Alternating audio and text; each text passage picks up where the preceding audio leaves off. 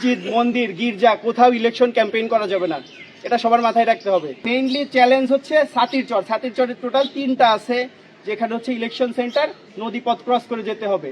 আর সিংপুরে হচ্ছে 4টা সেন্টারে মনে হয় নদীর পথ ক্রস করে যেতে হবে। তার মধ্যে সবচেয়ে দুর্গম হচ্ছে ডুবি, বোরাদীঘা, সিংপুর আর হচ্ছে ভাটি বরাটিয়া। এগুলার জন্য কি স্টেপ নেওয়া দরকার আমরা অলরেডি কাজ করছি। সেটা বোট হইতে পারে, স্পিড বোট হইতে পারে, পুলিশ কিভাবে যাবে, আর্মি কখন যাবে, কখন কি হবে, এটা নিয়ে আমরা ডিটেলস প্ল্যান করব। কিন্তু এই সুযোগটা যেন অপরাধীরা কাজে লাগাইতে না পারে, দুর্গম হওয়ার কারণে এই ইনফরমেশনগুলো আপনারা শুধু আমাদেরকে আগে আগে জানাইবেন বিশৃঙ্খলা ঠেকানোর জন্য। তাহলে প্রথমে দরকার হচ্ছে আপনার আমার সচেতনতা। আপনি আপনার নেতা কর্মীদের সবসময় স্লোগান শিখাচ্ছেন, এটা শিখাচ্ছেন, এই করো এই করো ওই করো। নির্বাচন আচরণ বিধিমালা এখন পর্যন্ত মনে হয় না কেউ কার এই নিচের লেভেলে যারা আছে তাদেরকে শিখাইছেন। এই জিনিসটা শেখান। আপনি যখন নির্বাচন আচরণ বিধিমালাটা ভঙ্গ করবেন, আমি যখন ম্যাজিস্ট্রেট পুলিশ সহ গিয়ে অ্যাকশনে যাব, তখন আপনার মনে হবে যে ওই প্রার্থীটাতে গেল না, আমার এখানে আসছে কেন, আমি কি দোষ করলাম। অনেক কিছু আছে যেটা আমাদের কর্মী বা যারা নেতা আছে এরা অনেক কিছু স্টাডি করে না। আপনারা যদি ইন্টারনেট ফলো করেন, গত 10 নভেম্বর 2025 নির্বাচন আচরণ বিধিমালা নিয়ে একটা গেজেট প্রকাশ হয়ে গেছে। এখানে মনে হয় 48টা পেজ আছে, যদি স্লাইডগুলো দেখেন, নির্বাচন অফিসের স্লাইড তৈরি করে দেওয়া। কিছু বিষয়গুলো আপনাদের সবারই জানা উচিত যে এটা আমি ভায়োলেশন করব না।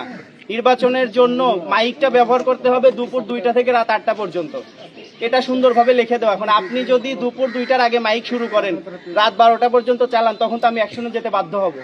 আমি যখন অ্যাকশনে যাব তখন আপনার মনে হবে যে এটা কেন করলো। আগে থেকে আপনি আপনার কর্মীকে জানান যে এই কাজটা করা যাবে না। নির্বাচনে 48 ঘন্টা আগ থেকে মোটরসাইকেল ব্যবহার করা যাবে না। আপনার কর্মী যদি মোটরসাইকেল নিয়ে ঘোরাঘুরি করে, আমি তো ধরবো এটা, তখন যেন আপনি আমার কাছে না আসেন যে কেন অবৈধভাবে ধরলো। আপনার নির্বাচনের যে অফিস প্রতি ইউনিয়নে একটা করে হবে, আর টোটাল নির্বাচনী অফিস হবে 20টা। এর মধ্যে যদি আপনার ইউনিয়ন বেশি হয়, সে ইউনিয়ন 25টা, আপনি এখানে 25টা অফিস করতে পারবেন।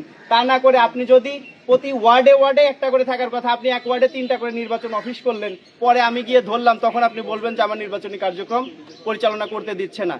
এইরকম অনেক গাইডলাইন আছে। আপনি কি ধরনের ব্যানার ফেস্টুন ব্যবহার করতে পারবেন এটারও গাইডলাইন দেওয়া আছে। আপনি পোস্টার ব্যবহার করতে পারবেন না, পোস্টার ব্যবহার করলে সাদা কালো বা যেটা হচ্ছে পরিবেশের জন্য ক্ষতি না, এই ধরনের ফেস্টুন আপনার ব্যবহার করতে হবে। এই জিনিসগুলো যদি আপনারা আপনাদের কর্মীদেরকে না জানান, তারা এইগুলা অহরহ ভায়োলেট করবে। আর তখন আপনাদের সাথে আমাদের এই যে আপনাকে দমন করার জন্য আইন শৃঙ্খলা বাহিনী যেটা করতে যাবে, তখন এই জিনিসটা কারোরই ভালো লাগবে না। বুঝাইতে পারছি?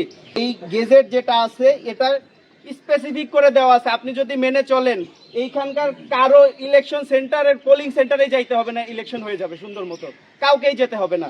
আপনার 400 গজের মধ্যে ভোটার স্লিপ বিতরণ করা যাবে না, এটা তো আপনি আপনার কর্মীকে যদি না বলেন, ওরা তো চলে যাবে যেখানে সেখানে।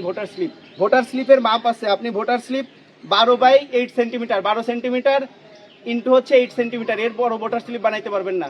আপনি কাউকে গিফট দিতে পারবেন না, কাউকে আপনি এটা ওটা করতে পারবেন না। কিন্তু আপনারা এটা করবেন না। আপনারা কি করবেন, একজন আরেকজনের পেছনে কি বলা যায়, কি করা যায়। মসজিদ, মন্দির, গির্জা কোথাও ইলেকশন ক্যাম্পেইন করা যাবে না, এটা সবার মাথায় রাখতে হবে। যেখানে নামাজের জায়গা, ধর্মীয় উপাসনার জায়গা, এখানে ইলেকশন ক্যাম্পেইন করার জায়গা না। একটা ফেস্টুনের সর্বোচ্চ মাপ হবে 18 ইঞ্চ বাই 24 ইঞ্চ, এর থেকে বড় ফেস্টুন বানানো যাবে না। নির্বাচনী প্রচারণার জন্য যে জনসভা করবেন, এখানে লিমিট দেওয়া আছে, 3টা মাইক ব্যবহার করতে পারবেন সর্বোচ্চ। আর শব্দের মাত্রা হবে 60 ডেসিবেল, মানে আপনি 60 ক্রস করে গেলে আইন শৃঙ্খলা বাহিনী ওইখানে অ্যাকশন নিতে পারে। এইগুলো যদি আপনারা ফলো করেন, আমাদের জন্য কষ্ট কিছুই না। এখানে আপনি ভোট দিবেন, আপনার যার পছন্দ তাকে ভোট দিয়ে চলে আসবেন। আমি তো আপনাকে ভোট দেওয়ার বাধা দিব না, কেউই বাধা দিবেন। আপনি যদি কাউকে বাধা না দেন, এখানে বাধা দেওয়ার মতো কেউ নাই। দিচ্ছে মাদক এবং অস্ত্র নিয়ে, কেউ বললেন যে মাদক আছে, অস্ত্র আছে, আমি অভিযোগ বক্স সেট করে দিব।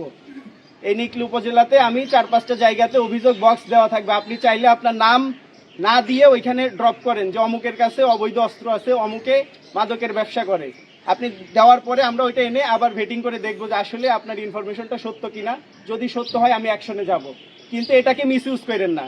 এটা আমি দিয়ে দিলাম, ওইখানে আপনি হচ্ছে যার শত্রুতা তার নাম দিয়ে ড্রপ করা শুরু করলেন। এটা করলে আপনি আমাকে কাজে লাগাইতে পারলেন না। আইন শৃঙ্খলা আমি নির্বাচনের পরে চলে যাব, আপনার তো এখানে বসবাস করতে হবে। আজকে যে আপনার অস্ত্র দিয়ে প্রতিপক্ষকে দমন করতেছে, আমি চলে যাওয়ার পরে আপনাকে যে দমন করবে না তার কোনো গ্যারান্টি আছে? নাই তো। আমি আসছি এখানে, আমার জনবল আছে মোটামুটি 120 জন এখন আমার স্ট্রেংথ, আরো হয়তো বাড়বে। আমাদেরকে কাজে লাগান। আপনারা তথ্য দেন যে অমুক জায়গায় এটা হওয়ার সম্ভাবনা আছে, তথ্যটা দেন।